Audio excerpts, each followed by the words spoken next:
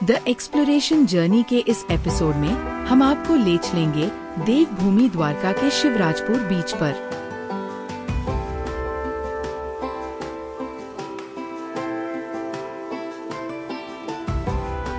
और कराएंगे scuba diving.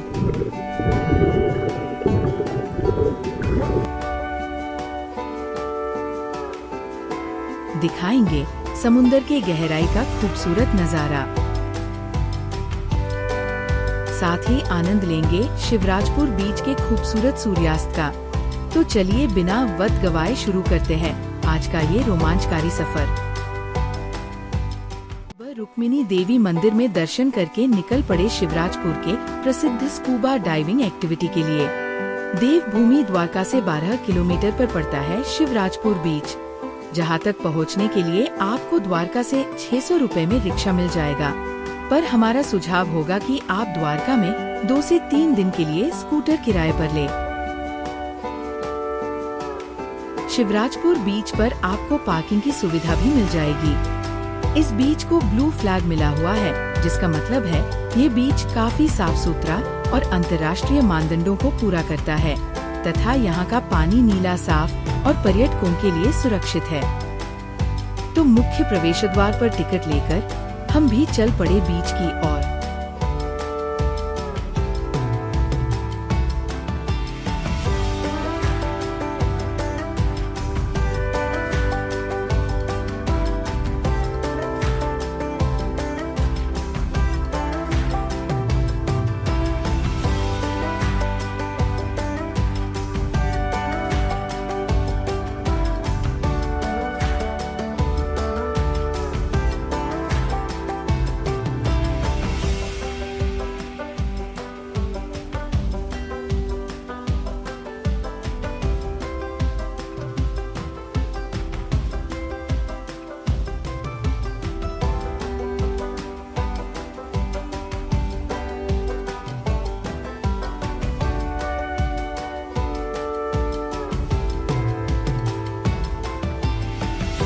इस बीच पर आप कई सारी बीच एक्टिविटी और वाटर स्पोर्ट्स एक्टिविटी भी कर सकते हैं, जैसे घुड़सवारी, डर्ट बाइक राइडिंग, ऊंट की सवारी, speed boat riding, banana ride, water bike riding और भी बहुत कुछ। पर जैसा कि आप जानते हैं, इस एपिसोड में हम आपको कराएंगे स्कूबा डाइविंग और दिखाएंगे समुंदर के अंदर की खूबसूरत दुनिया।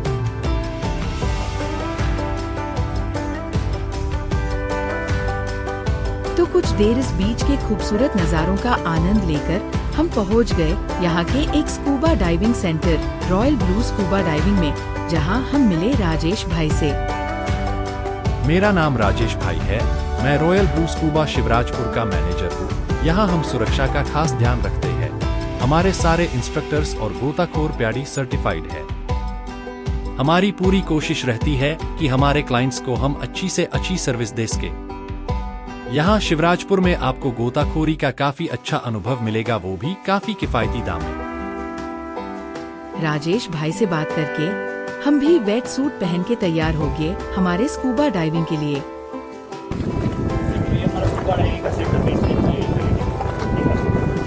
आपका सबसे पहले तो नाक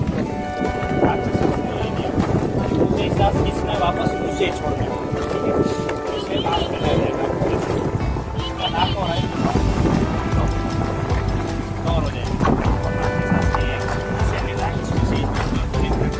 ये है जीत भाई, ये यहाँ के स्कूबा इंस्ट्रक्टर और एक्सपर्ट गोताखोर है।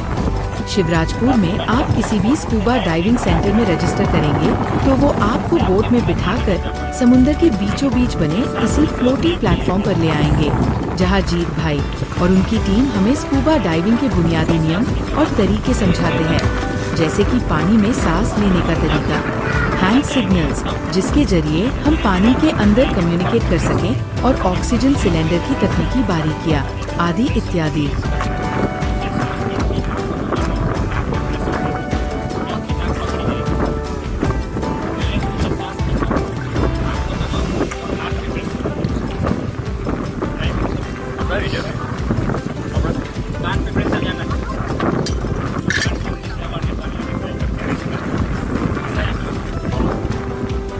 अगर आपको तैरना ना भी आता हो तो भी आप स्कूबा डाइविंग कर सकते हैं।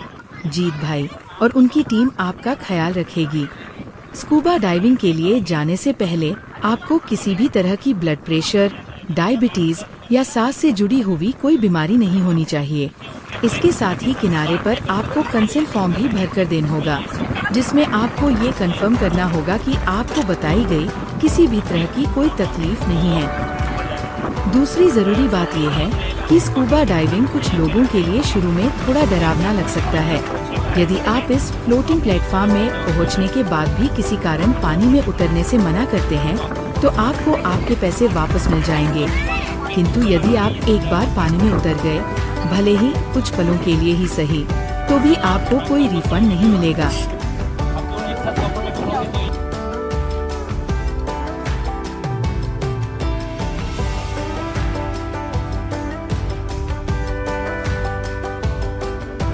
तो हमारे इंस्ट्रक्टर जीत भाई के इंस्ट्रक्शंस अच्छे से समझने के बाद अब वक्त आ गया है पानी में उतरने का। चलिए तो शुरुआत करते हैं हमारी स्कूबा डाइव को।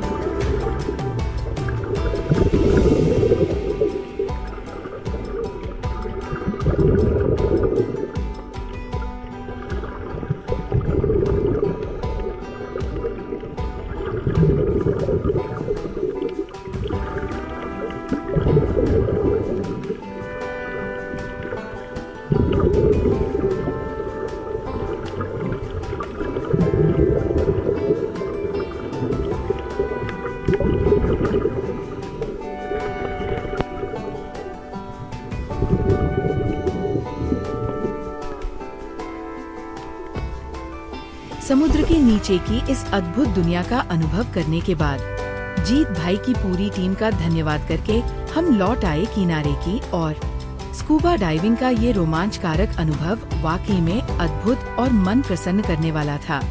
समुद्र के नीचे की ये खूबसूरत मूंगा, चट्टानों के बीच तैरने वाली रंग बिरंगी मछलियाँ और इनकी खूबसूरती मंत्रमुग्ध कर देती है।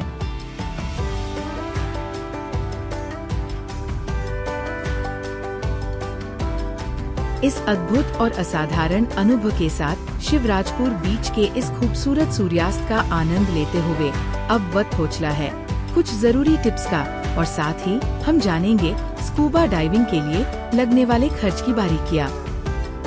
हमारा सुझाव होगा कि आप स्कूबा डाइविंग के लिए दोपहर का वक्त चुनें, लगभग 4 बजे से पहले। इस वक्त सूरज की रोशनी तेज होने के कारण समुद्र में नीचे मूंगा, चट्टानें और मछलियाँ साफ दिखेंगी। हो सके तो आप 1 या 2 दिन पहले एडवांस बुकिंग करके रखें, क्योंकि छुट्टियों के दौरान यहाँ भीड़ बढ़ जाने से आपको अपना सही वक्त शायद न मिल सके। अगर आपको कोई स्वास्थ्य संबंधी शिकायत हो, जैसे कि बीपी, शुगर या सांस संबंधी तकलीफ हो, तो आप स्कूबा डाइविंग न करें। स्कूबा इंस्ट्रक्टर की बातें ध्यान से सुने और अमल करें। साथ ही अतिरिक्त जोड़ी कपड़े भी अपने साथ ले ले। अब समझते हैं हमें लगने वाले कुल खर्च की बारीकियाँ। द्वारका से यहाँ पहुँचने और स्कूबा डाइविंग का कुल खर्च लगभग 2630 रुपए प्रति व्यक्ति हो सकता है, जिसमें सबसे ज्यादा खर्च स्कूबा डाइविंग का होगा, जो कि 2000 रुपए, रिक्शा का 600 रुपए और बीच की एंट्री फीस 30 रुपए होंगी। इसके अलावा बाकी छोटे मोटे खर्च आप स्क्रीन पर देख सकते हैं, जो कुल मिलकर 3130 रुपए के करीब होंगे। तो अब वक्त हो गया है आपसे विदा लेने का। आपको हमारा ये एपिसोड कैसा लगा? हमें जल्दी से कमेंट बॉक्स में बताइए, और अगर आप कोई सुझाव देना चाहे तो भी कमेंट बॉक्स में दे सकते हैं। बहुत जल्द हम आपसे मिलेंगे सही एक और रोमांचकारी एपिसोड के साथ। तब तक के लिए धन्यवाद।